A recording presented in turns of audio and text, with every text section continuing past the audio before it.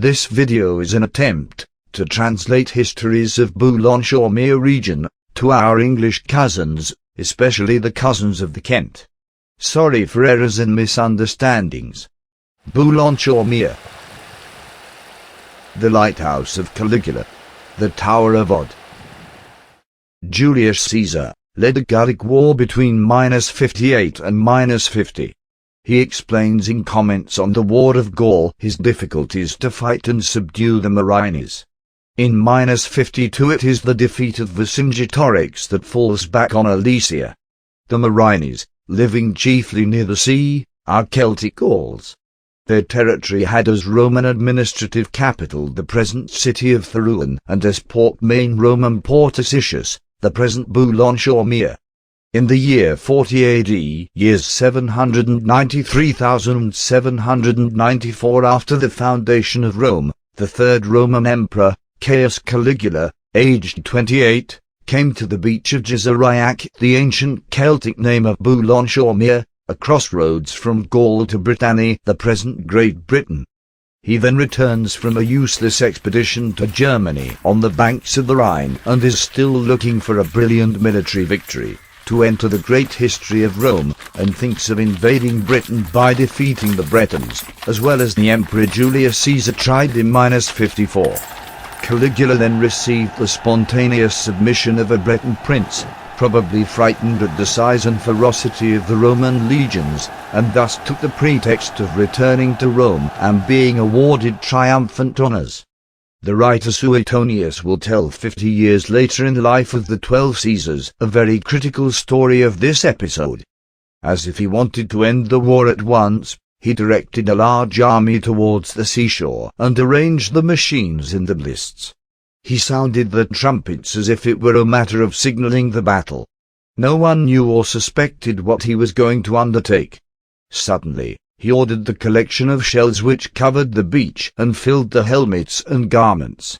These were, he said, the spoils of the ocean. They were owed to the capital and the Palatium. He also awarded rewards to the soldiers in appreciation of this hard fight. Each had 100 deniers, which is equivalent to about 5 months of pay for a legionnaire, and said to them, "Go away and go in joyful and rich. Return to Rome to prepare my triumphal return." And these spoils were sent to Rome to figure in the triumphal procession that was being prepared for the return of Caligula. These shells were deposited in the temple of Jupiter as a trophy of the emperor's victory over the ocean. It was the tradition that the triumphers returning from war crossed the Forum, went up to the capital to the temple to give thanks to Jupiter and offer him a share of the booty. He thus shows that he has conquered the sea, and therefore the god Neptune, and is thus the equal of the gods. Besides, as a proof of submission of the ocean, the sea has withdrawn very far in front of its greatness. It must be said that it was the low tide. In the year 41, Caligula decided to name Incitatus his favorite horse, who was already a senator, a consul of Rome. He was assassinated shortly afterwards. It was quite common at the time.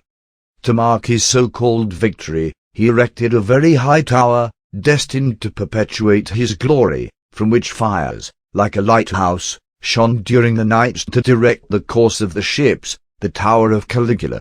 This glorious edifice, which honors Roman antiquity, has transformed itself into a useful monument for centuries.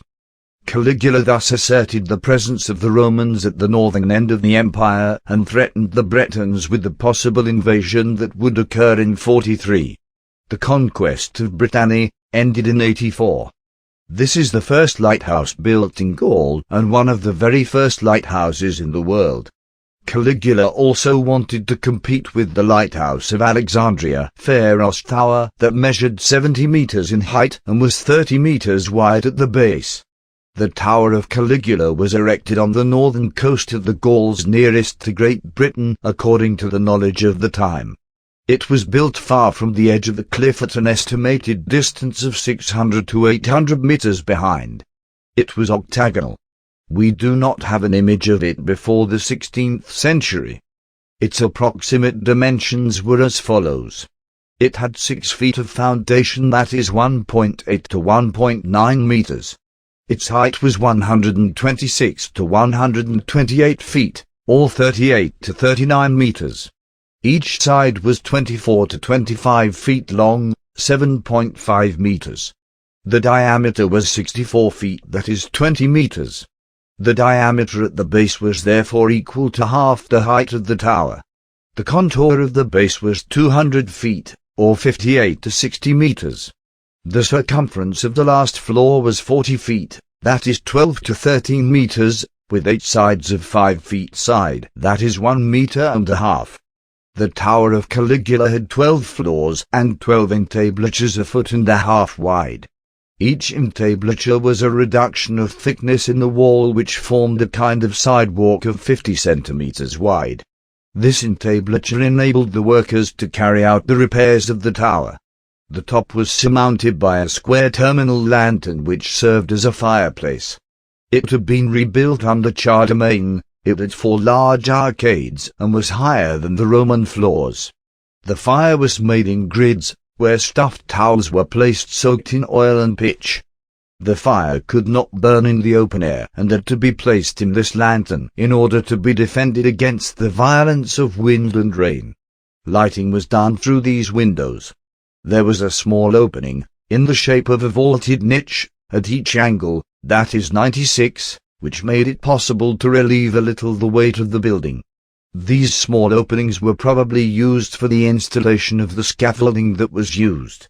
Each floor had a door-shaped opening to the south.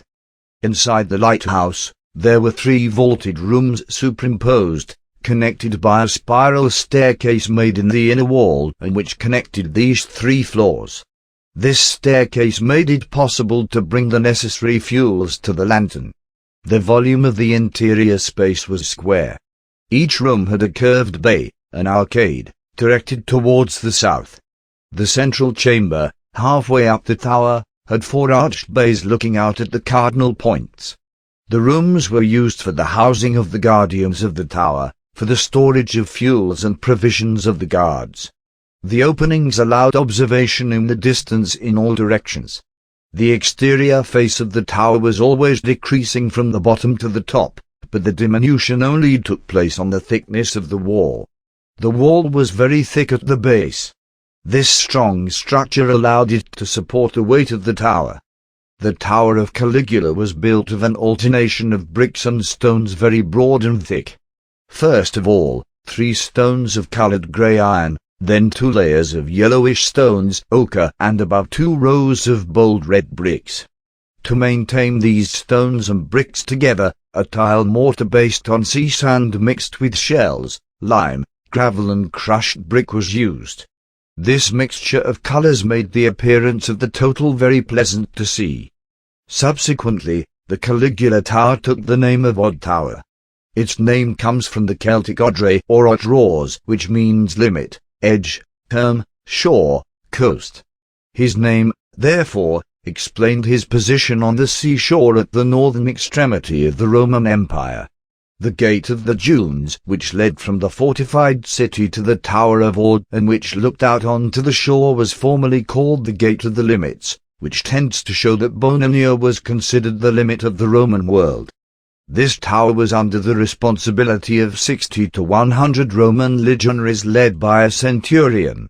Every night there was lit a fire to guide the vessels in these parts. The Caligula Tower was therefore an octagonal Roman pyramidal lighthouse. It served to illuminate a passage planned in England and to promote the nascent navigation in the Straits of the Pas de Calais. To get an idea of what was originally to be the lower part of the ancient Roman lighthouse of Boulogne, one can observe the vestiges of the Roman lighthouse at Dover. This twin lighthouse of Boulogne, known as Roman Lighthouse, was built in 43, just after the Roman invasion by Emperor Claude. It is an octagonal tower of pyramid shape 22 to 24 meters high. Today it still has 4 Roman levels and a medieval coronation built in the 15th century to fortify the remains of the Dover Roman lighthouse. Its diameter was slightly asymmetrical, with 10 meters from east to west and 9 meters from north to south. It was diminishing from the base to the summit, but it did not offer tiers set back on each other like that of Boulogne. The internal void was quadrangular, and of equal diameter at all heights. The diminution of the internal perimeter therefore applied exclusively to the walls, which had considerable thickness at the bottom, but much less at the top. Openings were pierced, from distance to distance, on the same vertical line. The first representation of the lighthouse of Caligula dates from 191. At that time a light shone at its summit as shown by a bronze medallion, preserved in the Museum of Boulogne, on which the Emperor Commodus bears the title of Britannicus. This medallion was in memory of the victories of one of his lieutenants on the Bretons. It represents the lighthouse, and the departure of a Roman fleet, after the sacrifice of a bull in order to help the success of the expedition, Votis Felicibus. The presence of 3 rooms inside is visible outside. The lighthouse is represented according to the classic form of the Roman lighthouses of the 2nd and 3rd century. Some think that it could be not the lighthouse of Boulogne, but that of the port of Ostia. The Roman war fleet, the Classi Britannica, was present at Boulogne, the ancient Roman name of the upper town of Boulogne, until 296. The lighthouse of Caligula was used until the 4th century. One finds mention of the Tower of Odd at the end of the 4th century, at the time when the name Gisoriacum disappears and the name Bononia imposes itself as name of Boulogne. Saint Patrick, whose real name Maywin was born around 386 or 387 near Bonavon, Bononia in Celtic, in the family home. His father Calpurnius was a centurion and guardian of the fire, in charge of guarding the Tower of Caligula. His mother Conchissa was a probable Christian Gaulish little niece of Saint Martin of Tours. His father was killed by Saxon pirates during an incursion, and the future Saint Patrick was abducted at the age of 16 or 17 in 402 or 403, and resold as a slave in Ireland. Already a Christian, his captivity transforms him into a devotee. During his 6 years in captivity, he learned the language and customs of this country. In 408 or 409 he escaped and became a priest to devote himself to theology. 20 years later, Pope Celestine I, 43rd Pope from 422 to 432, ordered him to return to Ireland to evangelize the country. He then met several Irish kings, including Angus, and was able to convince them of the concept of the Trinity, God who is the Father, the Son and the Holy Spirit, by using a clover which has 3 parts but which only makes one. This image becomes so convincing that Ireland later decides to make clover its national symbol. The legend says that St. Patrick drove out all the snakes of the country. This action symbolizes the conversion of the Irish people to Christianity.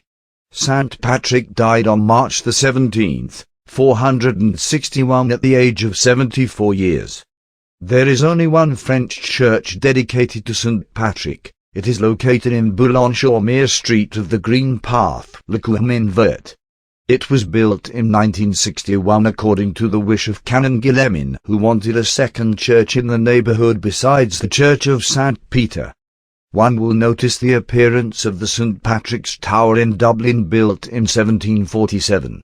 It has a certain resemblance to the Tower of Caligula.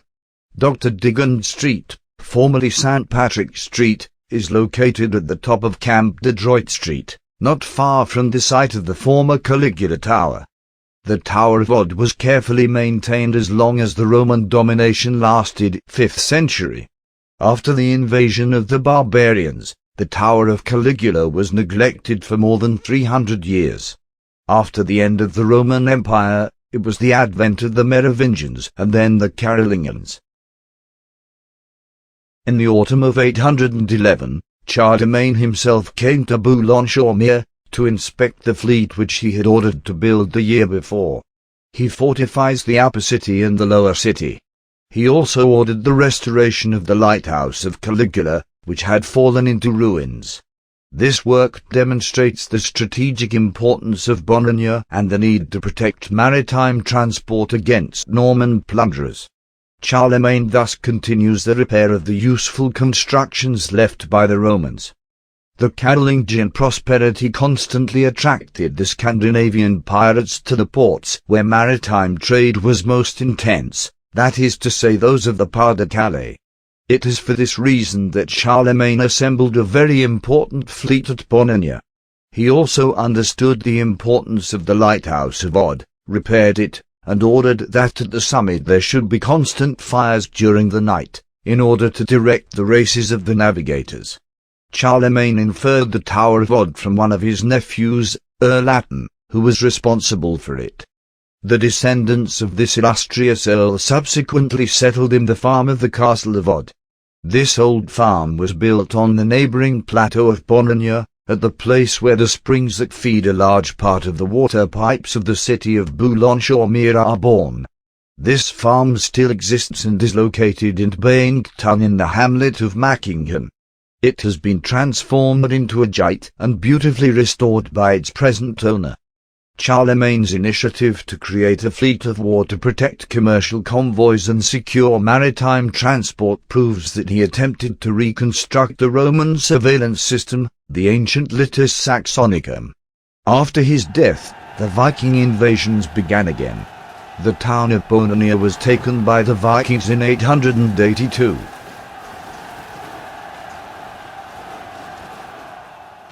In June 1520, King Francis I failed to make an alliance with Henry VIII, at the meeting of the Camp of the Golden Cover, between the English town of Guines and the French town of Ardres. During the Fourth War, 1542–1544, King of England Henry VIII, allied to Charles V, besieged Boulogne-sur-Mer.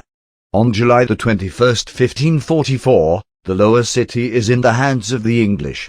On September 13, Jacques de Coucy, Lord of Vervines, captain of the town and the castle of Boulogne, governor of the Boulogne-sur-Mer region, capitulates. At the end of the siege of the city, which lasted 2 months, the English seized the Tower of Odd, which they call Old Man. They surrounded it with a fortification of bricks, furnished with square towers and 4 bastions of angle. The bastion is one of the elements of the fortifications which replaces the classic tower. It consists of a slope of land resting on the inner wall of the ditch. The embankment is a platform, where the bulk of the artillery of the fortress is located. A bastion of angle is an architecture of rampart allowing to defend itself by pulling on the assailants, while being protected. It is this military architecture that was put in place by the English to protect the fort of Odd.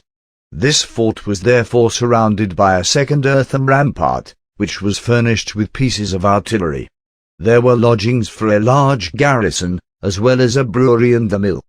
The Tower of Odd then becomes the dungeon of a fortress. These fortifications remained in place for a long time and began to fall with the recession of the cliff in the second half of the 16th century. Boulogne-sur-Mer was occupied by the English until 1550.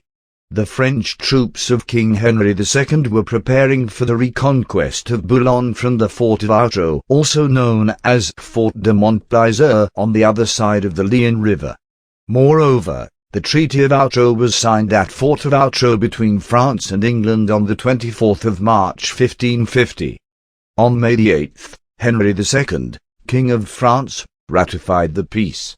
On the 15th he arrived at Boulogne. A statue of the bust of Henry II has long been present in the garden of the sub-prefecture. It is now at the foot of the ramparts, in the Valentine Hugo garden in front of the entrance of the Street of the Pipots. In Outreau, there is a street of Fort de Montplaisir and the district located on Outreau, Le Portel and Boulogne, called for a long time mon rival town of Henry.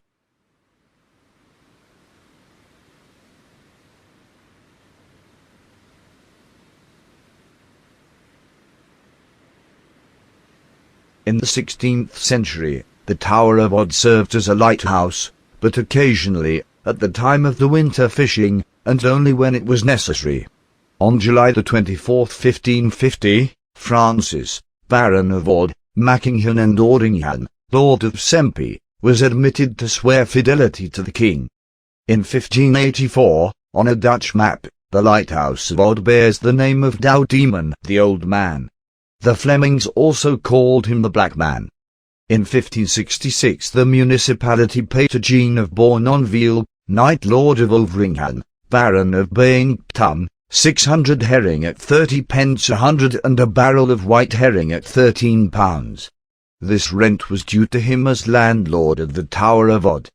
On October 3, 1570, the mayor and the aldermen of Boulogne took a decree so that the wood coming from the bridge of the Tower of Odd is put in the tower and entrusted to the custodian, that is the guardian of the tower, to use it for the rehabilitation of the doors and staircases of the tower. The Castle of Odd, located in the hamlet of Mackingham, was built in the 16th century by the barons of Odd. It was rebuilt in the 17th and 18th century. In the 17th century, it belonged to the Wickay family, possessing the position of masters of the waters and forests of the country. The Tower of Caligula, which had withstood everything, with no damage other than the destruction of its lantern, which had been repaired several times, was to perish in the 17th century, partly because the municipality had ceased to maintain the lighthouse and the drainage works which protected its base against landslides.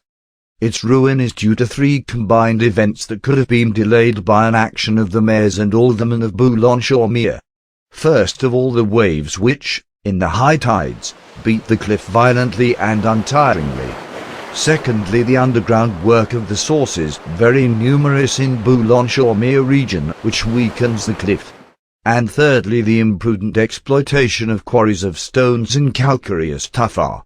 The inhabitants of Boulogne had excavated large excavations in the cliff, for the exploitation of the quarries of stone which they contained, in order to sell the extracted stone to the Dutch. On the 26th of January 1618, the mayor and the aldermen of Boulogne forbade the extraction of stones from the cliff. But this prohibition was not followed. In 1640, the ramparts to the west of the brick fort surrounding the tower collapsed with the mass of the cliff on which they lay. On January the 19th, 1644, a small part of the Tower of Odd collapsed.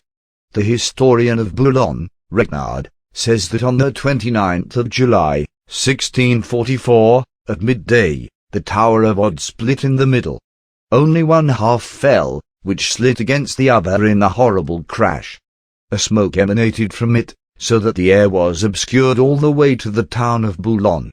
The other half of the tower remained standing for some decades, and it fell in its turn when the ground ran short. When the lighthouse had perished in the deep landslide, the municipality of Boulogne region wished to avail itself of the opportunity to free itself of a royalty, which for that part of its territory it paid, by virtue of an ancient right, to Baron of Odd, Lord of Bainton. As the ground no longer existed, the municipality believed that it was free from any obligation to the landlord. He pleaded at trial and was successful. By order of Parliament dated July 1, 1656, the municipality of Boulogne, since it had itself caused the loss which it argued to deny its debt, was condemned to pay perpetually this rent, to Baron of Bainton, Philippe of Crequy of Offer, Lord of Souverain Melin, for the Tower of Odd, because the fall of this edifice was to be attributed to the lack of care of the administration which had allowed to extract stones from the cliff. It was a question of bringing to Arras, Amiens, and other towns of such a distance, 2,000 smoked and white herrings, or to restore the places in their former state, and to abandon to the Lord of Bainton, Baron of Odd, the right to apply for all the fisheries entering the harbour. Boulogne therefore continued to pay the 2,000 herrings until the French Revolution, which abolished this privilege. This fee was then estimated at £50. After its fall, the fire to guide the sailors was put in a small building that was built not far from the Tower of Odd and in the same alignment.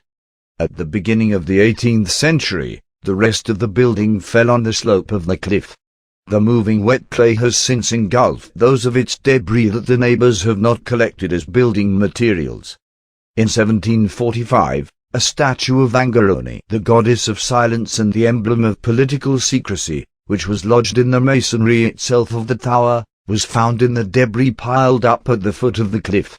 She was represented naked, seated, her hair braided, her left arm folded behind her and the forefinger of her right hand over her mouth. On July 30th, 1751, Victor de Wickay, Baron of Odd, commander of the bodyguards, died Marshal of Camp of King Louis XV. At the beginning of the 19th century, the place occupied by the Tower of Odd was still indicated by some vestiges of masonry, which were debris of the English fortifications of 1545. It was at this point that Napoleon chose to establish the camp of his staff. On the right, in the foreground, near the redoubt surrounding the barracks of the Emperor and his field marshals, can be seen the soldiers clearing the ruins of the English fortifications of 1544. His house was known for a long time in the district of Boulogne under the name of the Emperor's Hut. It was a strategic observation post in the middle of the Grande Armée located in the commune of Le Portel for the camp on the left and on Boulogne-sur-Mer for the camp on the right. The street which rises from the Rue of the Signors to the Rue of the Tour d'Odd is called the Rue de la Baraque of the Emperor. It is a typical street of old Boulogne. It is steep and winding. The presumed location of the Emperor's Hut, which was also an observation post for England and his warships, was for a long time marked by a date on the facade of a house built afterwards, the date of 1804. At the most probable location of the Emperor's Hut, a statue of Napoleon I was erected on June 14, 1856 in memory of the camp of Boulogne. This monument depicts Napoleon I, standing and looking at the sea, on a base with a basement embedded in a massif of rocks. The statue, copied from that which surmounted the column of the Place Vendôme in Paris, and which is at present in the Invalides, was of terracotta. The base, the basement and the imitations of rocks were of cement, of a nature to defy the centuries, which unfortunately could not be assured for the statue which fell in ruins in 1894. It had been inaugurated in the 4th year of the reign of Napoleon III. A stone with a portrait of Emperor Napoleon I turning his back to England is currently close to the original location.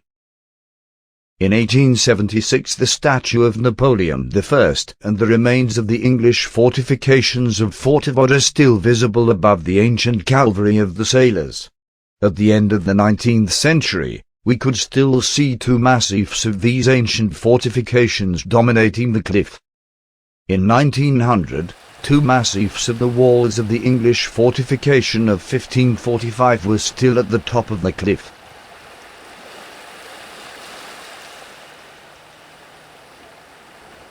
The remains of the last bastion of Angel were still 5 to 6 meters of height around 1910.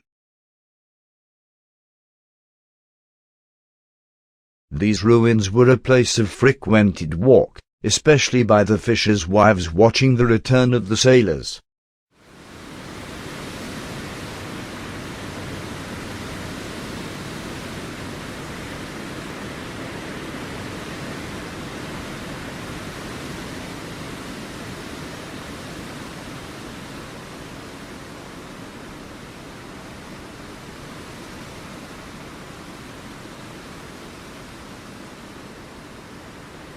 A mass of bricks and other materials was still visible between the two world wars before it disappeared completely at the same time in the 1930s. In 1986, on a cliffside facing a bunker, it was still possible to find bricks from the foundations of the English fort. These characteristic bricks contained many bubbles of air, and the mortar had remained very white in color. Originally, the Tower of Caligula was logically built on a site far enough inland. This distance can be estimated at about 600 meters from the edge of the cliff at the time.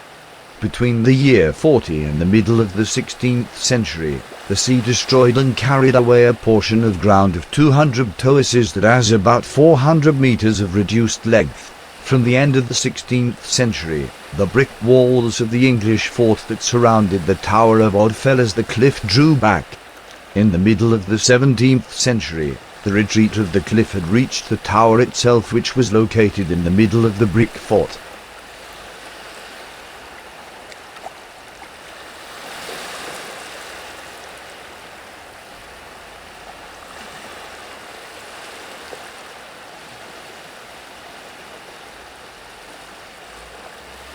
beginning in the 19th century, the retreat of the cliff slowed down, thanks to the St. Booth constructions and dike.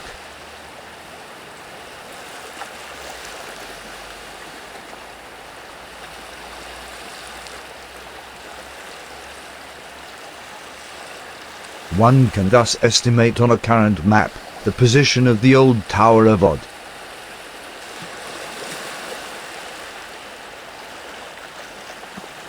One can also estimate its positioning axis, and the vision that the sailors of the Middle Ages had to have when they returned to the port or ran aground on the sand.